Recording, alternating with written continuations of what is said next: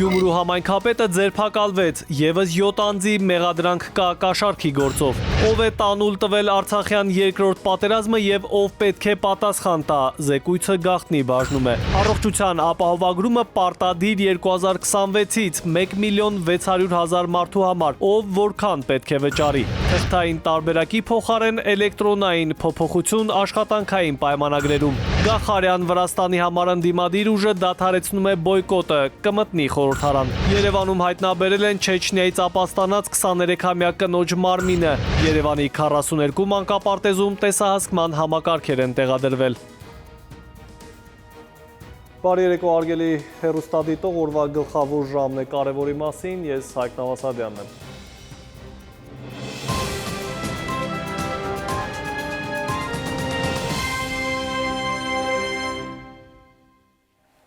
Եվ այսպես թողարկումը սկսենք օրվա թոփ թեմայով ձերբակալվել, ապա հակակոռուպցիոն կոմիտեի տեղափոխվել Գյումրու քաղաքապետ Վարդան Ղուկասյանը։ Փաստաբանը տեղեկացրել է, որ նա մեղադրանքը չի ընդունում։ Ներքին գործերի նախարարությունից հայտնում են, որ ևս 23 անձ է ձերբակալվել։ Երեկոյան նախ Գյումրիի փոխհամայնքապետը հայտարարեց անժամկետ գործադուլի մասին, հետո քաղաքապետարանը պաշտոնական հայտարարություն արեց, կաշխատեն բնականոն հուրով։ Քննչական կոմիտեն էլ հաղորդեց, որ Գյումրիի քաղաքապետարանում եւ շենքի մոտ այսօր տեղի ունեցած դեպքերի առնչությամբ նախաձեռնվել է քրեական վարույթ զանգվածային անկարգություններին մասնակցելու արդարադատության իրականացմանը խոչընդոտելու հատկանիշներով, իսկ րոպեներ առաջ հակակոռուպցիոնից լրատվամիջոցներից մեկին հայտնել են, որ Վարդան Ղուկասյանի նկատմամբ կալանքը որպես խափանման միջոց կիրառելու միջնորդություն են ներկայացրել դատարան։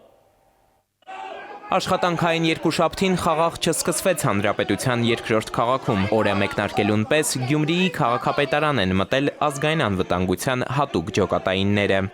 Մի վարքան, ավագանու անդամներին ներս չեն թողնում, խնդրեմ տեսեք։ Հակակոռուպցիոն կոմիտեն խոշոր չափերի կաշառք ստանալու մեղադրանքներով 8 անձի նկատմամբ հանրային քրեական հետապնդում հարուցելու եւ նրանց ձերբակալելու որոշումների մասին է տեղեկացնում։ Քաղաքապետից եւ գլխավոր ճարտարապետից բացի ովքեր են մյուսները, առայժմ պարզ չէ։ Կոմիտեից հաղորդում են միայն, թե համայնքի ղեկավարն ու գլխավոր ճարտարապետը տեղեկանալով, որ Գարեգին Նժդեհ փողոցի 1 կոտորակ 9 հասցեում կառուցվել է շուրջ 1500 մետր քառակուսի մակերեսով ինքնակամ շինություն, որը ենթակա է քանդման, քաղաքացու հետ համաձայնություն են ձեռք բերել։ Եկել են նախնական համաձայնության քաղաքացու հետ մտնել կոռուպցիոն գործարքի մեջ, խոստանալով կառուցված ինքնակամ շինության քանդման ուղղությամբ միջոցներ չձեռնարկել, ավելին կազմել շինությունն իբրև քանդված եւ նոր կառուցված լինելու վերաբերյալ պաշտոնական կեղծ փաստաթղթեր, օրինականացնել այն դրա դիմաց պահանջելով խոշոր չափերով 4 միլիոն ՀՀ դրամ գումարի կաշառք։ Ես ձեզ ասում եմ, ինձ լսեք, ոչ եմ ամեն ինչ նորմալ կլինի,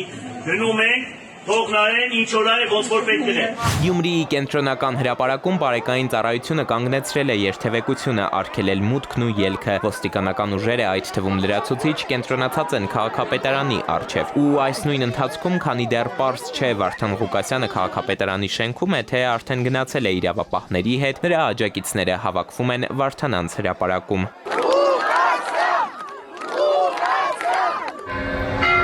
Հնչում են եկեղեցիների զանգերը։ Արժանապատվության կողքին կանգնելու ժամանակն է, այս հայտարարությունն էլ Ղուկասյանը Facebook-ում է արել, գրելով, թե տեղի ունեցողի հիմնական նպատակը իրեն պաշտոնազրկելն է։ Այս պահին քաղաքապետարանում ընթանում են գործողություններ, որոնք ուղղված են քաղաքապետին հեռացնելուն, բայց պետք է հասկանանք, սա միայն մեկ մարդու մասին չէ, սա վերաբերում է ողջ քաղաքի անկախությանը։ Պետությունը չպետք է խախտի Գյումրիի ինքնուրույնությունը։ Մենք գյումրեցիներս պարտավոր ենք պահպանել մեր քաղաքապետին ընտրելու եւ պաշտպանելու իրավունքը։ Քաղաքապետարանի ողջ տեխնիկան տարված է, այսինքն ջրացան, աղբավակող մեքենաներ, տարված է Ախուրյանի Տուգանային ոնց է կոչվում պահման վայր, հատուկ գործողություն են արել, քաղաքներ են պարալիզացել, փաստորեն մեքենաները դուրս էին գալիս աղբ հավաքելու եւ պարզվում է, որ այդ մեքենաները վարորդներով, ճիշտ է, վարորդների հետ մեկտեղ տարվել են։ Ու մինչև քաղաքապետի խորհրդականը կհայտնի նաեւ, որ շենքը հոսանքազրկված է, ինչն ըստ նրա ենթադրության գործողությունների մի մասն է, իրավապահները Վարդան Ղուկասյանին դուրս են բերում քաղաքապետարանի շենքից։ Էդուարդ Պողոսյան, ժամը լրատվական։ Սուրբ Աթոռ կատարած այցի շրջանակում վարչապետ Նիկոլ Փաշինյանը հանդիպել է Հռոմի պապ Նորին Սրբություն Լևոն 14-րդի հետ։ Հանդիպման ընթացքում անդրադարձ է կատարվել տարածաշրջանային խնդիրներին, Հայաստանի և Ադրբեջանի միջև խաղաղության հաստատմանը։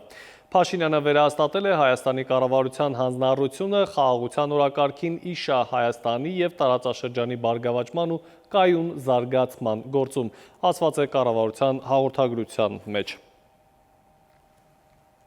Ի վերջո, ով կամ ովքեր են Արցախյան երկրորդ պատերազմը տանուլ տվել եւ արդյոք կար հաղթելու կամ պատերազմը կանգնեցնելու իրական հնարավորություն։ Սրանք հարցեր են, որոնց պատասխանը հասարակությունը ակնկալում էր ստանալ ազգային ժողովի 44-օրյա պատերազմի քննիչ հանձնաժողովից։ Քննությունից հետո հանրագումարում ինչ զեկույց կազմեց այս հանձնաժողովը եւ որտեղ է հիմա այդ զեկույցը։ Նաիրի Մուրադյանի ռեպորտաժը։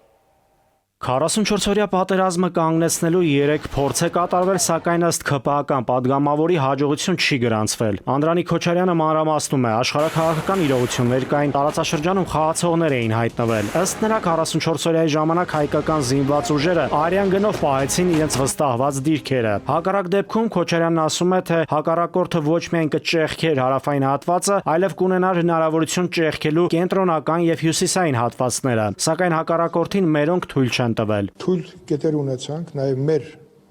պատճառով եւ այդ թույլ հատվածը հարավային, որը նաև քարորիայի ժամանակ տեսանելի էր Ջեբրայելի ուղությամբ, որտեղ այդ ուղությունը ուղիղ, այսպես նշանառու էր դեպի Մեղրի եւ այդ ուղղության վրա մենք իրենք հաջողություն ունեցան եւ մենք ունեցել ենք հնարավորություն ինչ որ միջոցառում ռազմական իրականացնելու, որպեսզի կանխենք հետագա զարգացումը։ Թե ինչ կլինի, բազմաթիվ քրեական գործեր կան, նաև այդ դրվագի հետ կապված, նաև քննիչ հանձնաժողովը մենք լսել ենք զինվորականների եւ պաշտոնյաների։ 44-օրյա պատերազմին վերաբերող հազարավոր գործեր կան քննչական մարմիններում։ Այդ քրեական գործերով անցնում են որոշումներ ընդունած հրամանատարներ։ Անդրանիկ Քոչարյանն ասում է, պետք է հասկանալ, ինչ կարողություններով է Հայաստանի զինված ուժերը մտել պատերազմի մեջ եւ այդ ընթացքում արվել է առավելագույնը, թե բաց թողումներ են եղել։ Եղել է ինչ-որ պահ, որ մենք մեր մեծամտության պատճառով բանակին զրկել ենք զարգանալու սկսած կադրային քաղաքականությունից վերջացրած սպառազինության եւ դրա ձեռքբերման եւ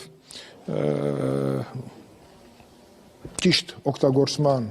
ուսուցման հնարավորություններով, որի առերեսվել ենք եւ այս զեկույցի կարևորություն դրա մեջ է, որ այդ խնդիրները վերհանված են։ 44-օրյա պատերազմի հանգամանքներն ուսումնասիրող քննիչ հանձնաժողովի պատրաստած զեկույցը հիմա գաղտնի բաժնում է։ Ազգային ժողովի նախագահն էր հայտնել, թե զեկույցի ժամկետը խախտվել է։ Հետո ինչ բանա ժամկետան զեկույց, այսինքն զեկույցը չկա։ Զեկույցը կա, բայց ներկայացման ժամկետները խախտվել է եւ չի։ Դե հիմա տարբեր մեկնաբանություններ կան, տարբեր իրավաբանների։ Վերջին հաշվով ես իմ հարցազրույցներից մեկում ասել էի, եթե կա մի քանի իրավաբան, կան մի քանի տեսակետներ, բայց երբ որ վերցնում ես առողջ տրամաբանությունը, իրավական տրամաբանությունը, վերջին հաշվով նպատակը զեկույցն էր։ Հիմա զեկույցի արկայության դեպքում ասել, որ զեկույցը ժամկետանց է, այսինքն ոնց, այդ զեկույցը մեռավ, չէ՞ որ զեկույցը նպատակ կա դրված եղել եւ լուծվել է այդ խնդիրը։ Քոչարյանը պնդում է, թե զեկույցը տալիս է նաև այն հարցերի պատասխանները, որտեղ իշխանություններին են մեղադրում։ Հիմա կներեք, իշխանությունը մեղադրել, որ ինքը դեմ է զեկույցը ներկայացնելը, ոչ, կա իրավական խնդիր, որի հարցի հետ կապված կա իրավական վեճ։ Առաջին հերթին Պարզ է, չէ՞ որ ես բազմաթիվ իրավաբանների հետ քննարկել եմ, բազմաթիվ եւ նաեւ միջազգային իրավունքի տեսանկյունից, նույնիսկ նախադեպային իրավունքի տեսանկյունից որևէ խնդիր չկար։ Այդ թե ինչի է նման եզրակացության եկել Վլադիմիր Վարդյանը եւ Թաթուլ Սողոմոնյանը, ազգային ժողովի քարտուղարության պետը, այդը խնդիր է։ Անդրանիկ Քոչարյանի գլխավորած հանձնաժողովը պատերազմի հանգամանքներն ուսումնասիրում է 3.5 տարի։ Այն ստեղծվել է 2022-ի փետրվարին ու մի քանի անգամ երկարաձգվեց աշխատանքային ժամկետը։ Նաիրի Մուրադյան, ժամը լրատվական։ Այժմ այն մասին ինչ ենք պատմելու թողարկման երկրորդ հատվածում։ Առողջության ապահովագրումը պարտադիր 2026-ից 1.600.000 մարդու համար, ով որքան պետք է վճարի։ Թղթային տարբերակի փոխարեն էլեկտրոնային փոփոխություն աշխատանքային պայմանագրերում։ Գախարյան Վրաստանի համար ընդդիմադիր ուժը դադարեցնում է բոյկոտը, կմտնի խորհրդարան։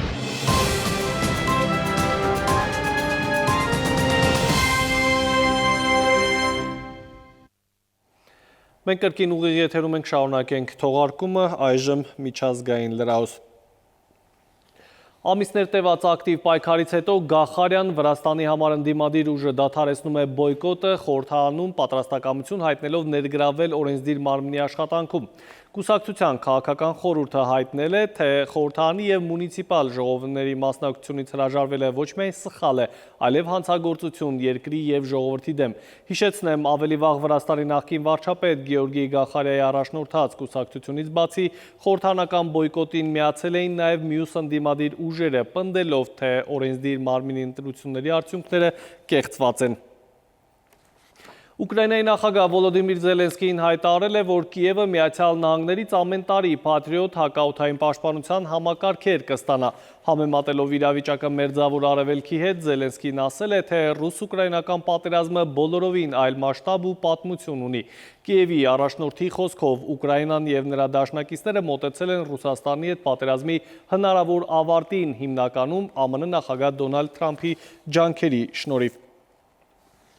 Իսրայելի և Համասի միջև դարձյալ հրադադար է հաստատվել։ Ցախալը հայտարարել է, որ Ռաֆահում Համասի հարվածների հետևանքով իսրայելցի 2 զինծառայող է զոհվել։ Պատասխան հարվածներից 30 պաղեստինցի է զոհվել։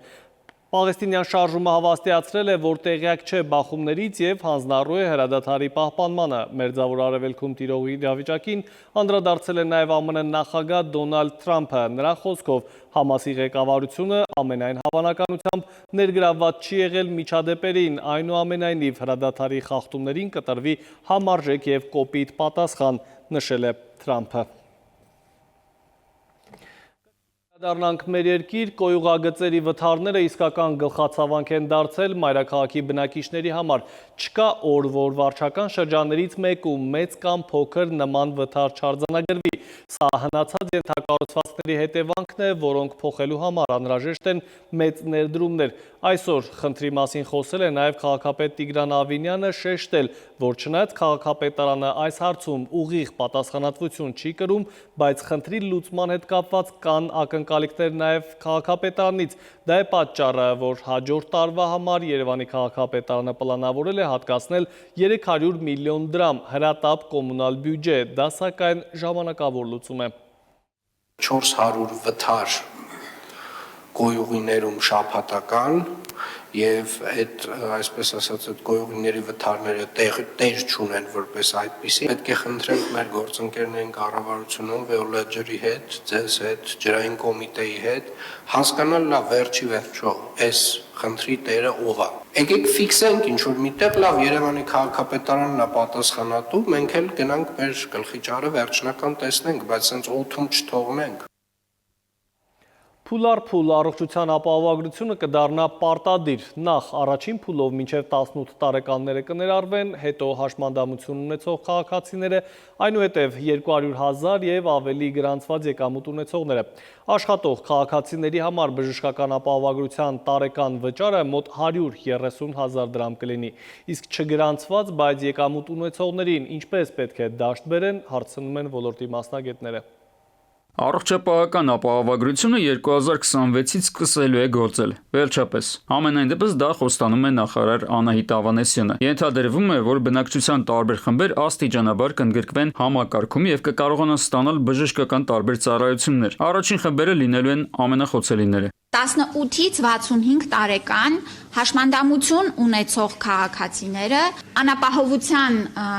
բալ ունեցող քաղաքացիները, 28 եւ ավել 65 տարին լրացած քաղաքացիները եւս 2026 թվականից կներառվեն ապահովագրության համակարգ։ Ենթադրվում է, որ 2026-ից համակարգում կընդգրկվեն նաև այն անձինք, որոնք 200,000 դրամից ավելի աշխատավարձ կամ շահույթ են ստանում։ Մի խոսքով, հաջորդ տարի պետք է առողջապահական ապահովագրության այս համակարգից 1,600,000 մարդ արդեն օգտվի։ Այստեղ կարևորագույն հարցն այն է, թե ինչպես է գոյանալու դրա համար անհրաժեշտ բյուջեն, որքան գումար է գանձվելու աշխատողներից։ Առաջին փուլի համար սահմանել ենք 129,600 դրամի շրջանակներում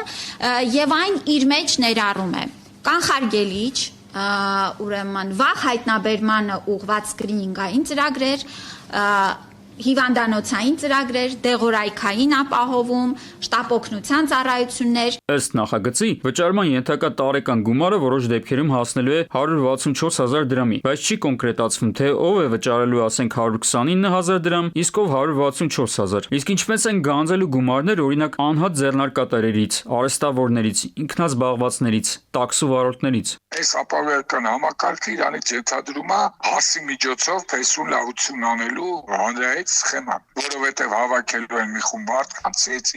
որի հաշվին ապահովել են մյուսների, ասած, սոցիալական համերաշխության, այսպես ասած, սկզբունքի հիման վրա։ Օրինակ կան այսօր միկրո ձեռնարկատերեր, որոնք տանն աշխատելով ապահովում են ամսական 1-ից 2 միլիոն դրամ եկամուտ։ Այդ եկամուտը չի գրանցվում։ Իսկ այդ անձինք հարկման ենթակա գործունեություն չեն վարում, բայց ստացվում է, որ օգտվելու են այն համակարգից, որն աշխատելու է, ասենք 200,000 դրամ ամիսը վաստակողից գանձումներ իրականացնելու հաշվին։ Շատ մարդիկ կա գործում են ստվերում, իրենց եկամուտները հասանելի չի, տեսանելի չի, հետևաբար սա ուղիղ հարվածը լինելու են մարդկանց, ում եկամուտները կամ ովքեր մաքուր են աշխատում, թափանցիկ են աշխատում, ստվերում չեն աշխատում։ Նախագծով ենթադրվում է, որ ապահովագրական համակարգը նաև ապահովելու է պացիենտներին դեղամիջոցներով, որոնք ներառված կլինեն ընդհանուր փաթեթում։ Այսինքն, եթե փոխհատուցվող հետազոտության արդյունքում բժիշկը նշանակի դեղեր, դրանք եւս կտրամադրվեն։ Այդ դեղերի վերաբերյալ պետք է կառավարությունը դեռ որոշում ընդունի, բայց կյանքը ցույց է տալիս, որ փոխհատուցվող դեղերի որակի հետ կապված հաճախ հարցեր են ի հայտ գալիս։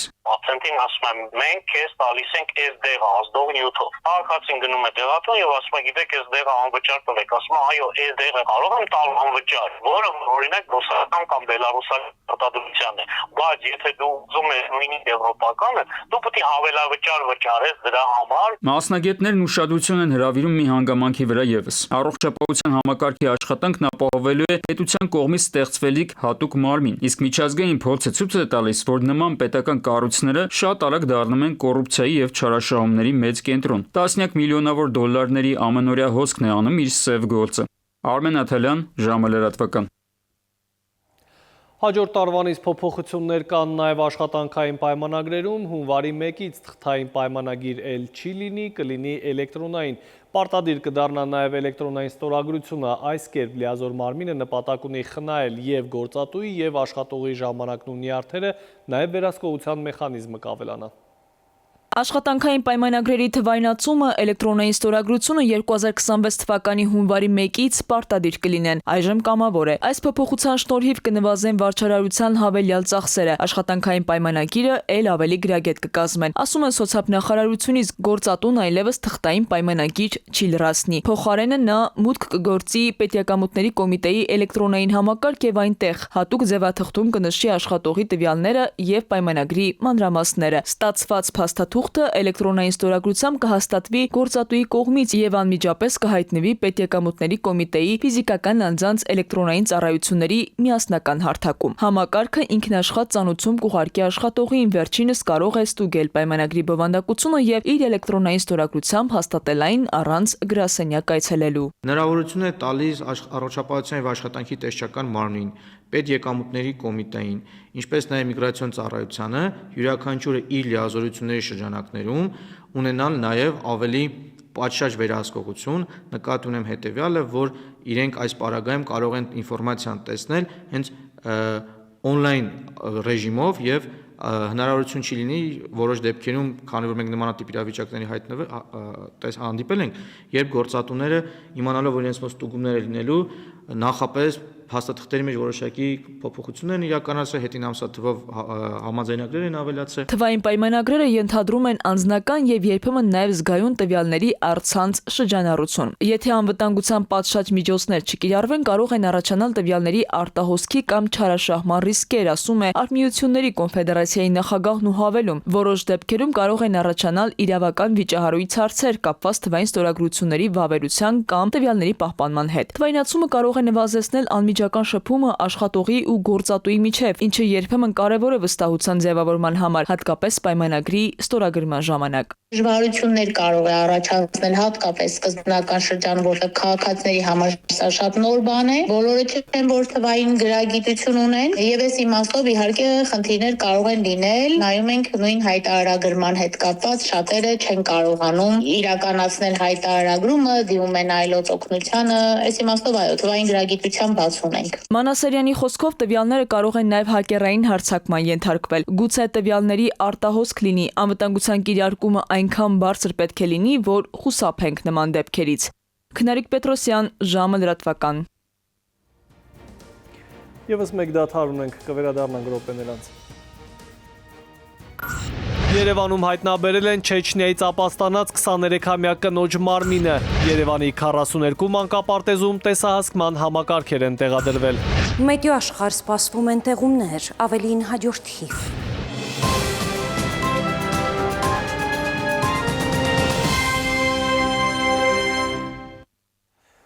Մենք վերադարձանք, դուք դիտում եք ժամի գլխավոր թողարկումը։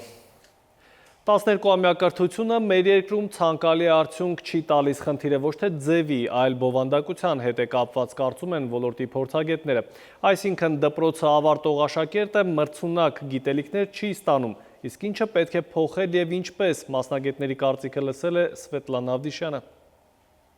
Ինչու սովորել 12 տարի ու միևնույնն է չունենալ մրցունակ կրթություն։ Հարցը շատերին է հուզում, հատկապես ծնողներին, որոնք կարծում են, թե երեխաները չեն ստանում այն կրթությունը, որը կհամապատասխանի ժամանակակից պահանջներին, աշխատաշուկային եւ իհարկե կյանքի մարտահրավերներին։ Ասում են, միևնույնն է 12-ամյա դպրոցն ավարտելուց հետո աշակերտները դուրս են գալիս կրթական համակարգից առանց բավարար գիտելիքների։ Ոլորտի փորձագետները սակայն խնդիրը բովանդակության ու դասավանդման մեթոդաբանության հետ են կապում։ Մենք ունենք 12-ամյա կրթություն եւ անհետաքրքիր չորուցամակ դասավանդում, արդյոք այդ իրավիճակում թույլկետը 12-ամյա կրթությունն է, ոչ։ Թույլկետը ծրագրերն են եւ դասավանդման ձևերը ու մարդիկ, որոնք դասավանդում են նաեւ։ Ինչա դա նշանակում, որ պետք է 12-ամյան կրճատել, թե պետք է վերանայել ծրագրերը, վերանայել դասագրքերը, վերանայել դասավանդման միջոցները։ Կրճատել տևողությունը ուսման, որովհետեւ ավելորդ անհետաքրքիր տարի է, դա աբսուրդ է, պետք է այդ թերությունը վերացնել։ Աշակերտներին մատուցվող գիտելիքը ըստ մասնագետների չի համապատասխանում նրանց հետաքրքրություններին։ Դասագրքերի եւ նյութերի մեծ մասը թեև թարմացնում են, բայց հաճախ չեն լուծում բուն խնդիրը։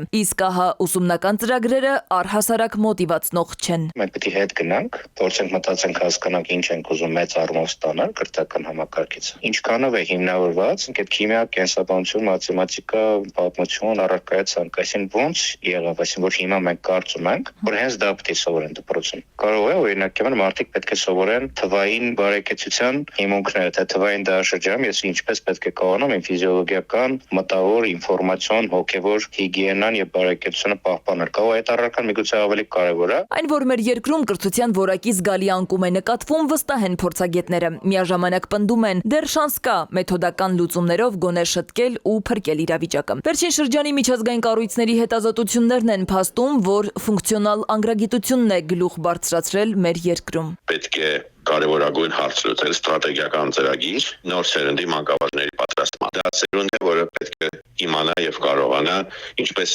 10 մատների միջոցով ամենաբարդ բաները բացատրել, ինչպես կավի ջուր գրատախտակին ամենադժվար բաները պատկերել, այսինքն ամենապարզ միջոցներին տիրապետող, ամենաստեղծագործող, ամենահետազոտող ուսուցիչների սերունդ է պետք։ Այս իրավիճակում նույնիսկ կրկնուսույցների չակերտավոր ինստիտուտը չի փրկում։ Անիմաստ գումարների ու ժամանակի վատնում, սա էլ այն դեպքում, երբ երեխային որակյալ կրթությունը դպրոցը պիտի ապահովի։ Ու հենց այստեղ է գալիս մասնագետների սիրելի ու ծեծված արտահայտությունը։ Երեխաները սովորելու մոտիվացիա չունեն։ Ես ամենայն պատասխանատվությամբ պնդում եմ, որ մենք չունենք երեխաների մոտիվացիության հետաքրքրության հետ կապված խնդիրներ։ Երեխաները ռեալ ուզում են հիմա թե ինչ որ սովորեն, հասկանան ինչի համար են սովորում, ուզում են տեսնել այն ապագան, որ իրենց սպասում է։ Եթե մինչև դա իրենց չկարողանան իսկապես հստակ ցույց տա, մենք չենք ունենալ մոտիվացիա, ինչ որ կուզենան։ Մինչև թվարկված փոփոխությունները կձևավորվեն ու կիրագործվեն, երեխաները շարունակում են մնալ մի համակարգում, որտեղ սովորելը ավելորդ պարտականություն է թվում եւ ոչ թե հնարավորություն։ Իսկ երբ կրթությունը դառնում է ձանձրալի ու ամենօրյա պարտականություն, ապա դրանից օգտվողների թիվն էլ է կրճատվում։ Սվետլանա Ավդիշյան, ժամը լրատվական։ Իսկ որ բուհում ստացած տեսական գիտելիքները գործնականում հնարավոր լինի կիրառել, Վիվան պոլիտեխնիկի լաբորատորիան կահավորել է ուսանողների համար։ Նորագույն տեխնոլոգիաներով զինված անկյունը կապի մինի օպերատորի համակարգ է հիշեցնում, որտեղ շարժական կապի ծառայություններ են գործում, ինչպես իրականում։ Կարմիր ժապավենից այն կողմ պոլիտեխնիկական համալսարանի նոր լաբորատորիան է, հիմնվել է Viva-ի աջակցությամբ, այսուհետև ռադիոսարքավորումներ եւ կապի համակարգեր, ամբիոնի ուսանողներն ունեն բջջային ցանցի միկրոյենթակառուցվածքի հետ աշխատելու իրական հնարավորություն, մատուցելու շարժական կապի ծառայություններ։ Ուսումնական լաբորատորիայում ճշգրտորեն վերարտադրել են շարժական կապի ենթակառուցվածքը իր բոլոր հանգույցներով, կապի տարբեր սերունդների հաճախականությունների տիրույթում գործող երկու հիմնական կայան, դրանց միացումն ապահովող օպտիկամանրաթելային եւ միկրոալիքային կապ, էլեկտրասնուցման փոփոխական աղբյուր բաշխիչ ցանցից եւ հաստատուն աղբյուր հատուկ մարտկոցների միջոցով։ Բարձրագույն մասնագիտական կրթությունը պետք է լինի գործնական եւ ուսանողին ապահովի իր նախընտրած ոլորտի վերաբերյալ ամբողջական ու ժամանակակից գիտելիքներով։ Տեխնոլոգիական առաջատար երկրներում մասնագիտական ամբիոնները գործակցում են ընկերությունների հետ, համադրելով տեսությունը, հիմնարար գիտությունը եւ գործնական հմտությունները, ապահովելով սահուն անցում բուհից դեպի արտադրություն ու ծառայությունների մատուցում։ Հենց այս գաղափարն են կաց ուսումնական լաբորատորիա ստեղծելու նախաձեռնության հիմքում։ Լաբորատորիայում կան նաև բջջային հեռախոսներ, որոնք գրանցված են ներքին ցանցում եւ հնարավորություն ունեն իրականացնել ձայնային կապ, օգտվել ինտերնետ հասանելիությունից եւ թվային ծառայություններից։ Բացի այդ, ուսանողները կարող են փորձարկել Voice over LTE տեխնոլոգիան, որն այսօր հասանելի է բացառապես Viva-ի բաժանորդներին։ Այլ կերպ ասած, ուսումնական լաբորատորիայի տարածքում գործում է կապի անկախ մինի օպերատոր, որն ապահովում է ինչպես դասական շարժական կապի ծառայությունների, այնպես էլ նորագույն ձայնային տեխնոլոգիաների փորձարկման հնարավորություն։ Սա նաև հնարավորություն կտա մեր մասնագիտական հանրույթի համար նոր հետազոտական մոտեցումներ, լաբորատոր փորձեր, առարկայական բովանդակություն գեներացնել եւ բերել կրթության միջոցով փոխանցել երիտասարդին, ով ապագայի մասնագետն է, ապագայի աշխատակիցն է, ապագայի ինժեներն է, ապագայի պետական գործիչն է։ Նախագծի իրականացման համար ի դեպ հիմք է հանդիսացել հանրային ծառայությունները կարգավորող հանձնաժողովի որոշումը եւ Viva ընկերությունում ողջունելի են համարում, որ կարգավորող մարմինը, մասնավոր հատվածն ու բուհական համակարգը կիսում են միևնույն տեսլականն ու համագործակցում այս ասպարեզում պետության քաղաքականության շրջանակում։ Էդուարդ Պողոսյան, Վահրամ Ավոյան, ժամը լրատվական։ Հայտնաբերվել է հոկտեմբերի 17-ից որպես անհետ կորած որոնվող Չեչնիայի 23-ամյա քաղաքացու Դին Երևանում ապաստանած Այշատ Բայմուրադովան ընտանեկան բռնության պատճառով Չեչնիայից փախել էր Հայաստան։ Հոկտեմբերի 19-ին ոստիկանությունը զանգարել մի քաղաքացի եւ հայտնել, որ Երևանի Դեմիրճյան փողոցի վարձակալության տրված բնակարաններից մեկում կնոջ դիկ է։ Նշանակվել է փորձաքննություն, այս է որվա կարևորը մեկ տեսաշարում։ Հունվարից սեպտեմբեր մայրաքաղաքի բյուջեն 3.7 միլիարդ դրամ թերակատարել են։ Գործակարգավարական խորհրդակցության ընթացքում քաղաքապետարանի պաշտոնյան հայտնել է, որ անցած 9 ամիսների համար պլանավորած 65 միլիարդ դրամից հավաքագրել են շուրջ 61 միլիարդը։ Թերհավաքագրման հիմնական պատճառը կապում են տրանսպորտի փոխադրավարձի եկամուտների հետ։ Քաղաքապետ Աղինյանը դժգոհել է այս արդյունքից, մտահոգություն հայտնել, թե փաստացի Երևանը թերֆինանսավորվում է, մինչդեռ համայնքի ծախսերն անընդհատ ավելանում են։ Երևանի քաղաքապետարանի ենթակայությամբ գործող 42 մանկապարտեզում տեղադրել են տեսանկարման նոր համակարգեր անվտանգության բարձրացման նպատակով։ Տեսագրությունները ըստ անհրաժեշտության կֆիքսեն նաև ամսաթիվն ու ժամը։ Մանկապարտեզներն ընտրել են նաև ահազանգերի հիման վրա։ Կենտրոնական բանկի անունից ուղարկում են ֆիշինգային էլեկտրոնային նամակներ մի շարք կեղծ, այդ թվում Pix, Շնիկ, TKT.am էլեկտրոնային փոստից, որոնց կցված են նաև ֆայլեր։ Գլխավոր դրամատնից հայտնում են, որ դրանք վիրուսային են, հորդորում են չբացել կցված ֆայլերը, չսեղմել նամակում տեղադրված հղումներին, անմիջապես ջնջել դրանք։ Ներքին գործերի նախարարությունն առաջարկում է լուծարել իր ենթակայությամբ գործող տեխնիկական անվտանգության պետական ոչ առևտրային կազմակերպությունը։ Փոխնախարարը խորհրդանում տեղեկացրել է, թե այդ ՊՕԱԿ-ի հիմնական գործառույթները, մասնավորապես տեխնիկական քննության, ինչպես նաև տեխնիկական անվտանգության փորձաքննության իրականացումը կարող են կատարել իրավաբանական անձինք կամ համապատասխան հավատարմագրում ունեցող անհատ ձեռնարկատերերը, այսինքն այս կերպ նպատակ ունեն նաև նպաստել ոլորտի տնտեսական ազատությանը։ Գլխադասային հանձնաժողովը դրական եզրակացությամբ նախագիծն ուղարկել է լիագումար օրակարգ։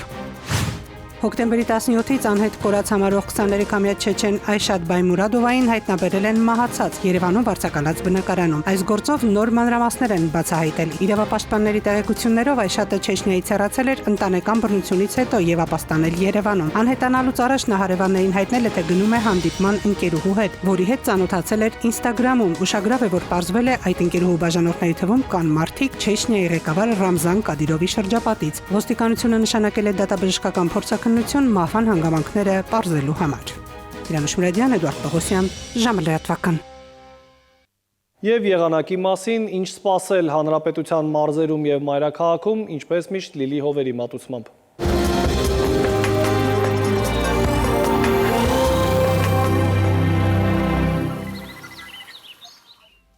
Բարի երեկո, եղանակի տեսության հովանավորն է Ֆերոսի ապրանքանիշը, իր հուսալի անվտանգ գերխնայող գազի կաթսաներով։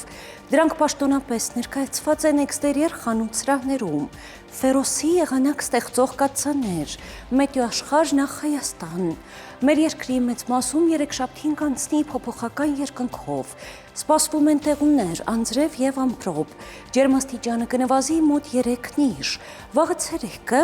Շիրակում, Կոտայքում, Գեղարքունիքում, Արագածոտնի եւ Վայոց ձորի լեռնային գոտիներում կդիտվի 10-ից 15 աստիճան։ Վայոց ձորի եւ Արագածոտնի նախալեռներում կանխատեսվել է 14-ից 18, Լոռիում 11-ից 14, Տավուշում 13-ից 18 աստիճան, Արարատում, Արմավիրում կդիտվի 16-ից 19, Սյունիքի հովտային գոտիներում կանխատեսվել է 17-ից 20, Սյունիքի նախալեռներում 13-ից 16 աստիճան։ Երևանում օրը կանցնի տեղումներով, այս գիշեր սպասվում է 9-ից 11, ցերեկը 16-ից 18, երեկոյան 11-ից 13 աստիճան։ Հարգելի հեռուստադիտող, այսքանով ավարտված է ժամի գլխավոր թողարկումը, խաղաղ գիշեր եմ մաղթում։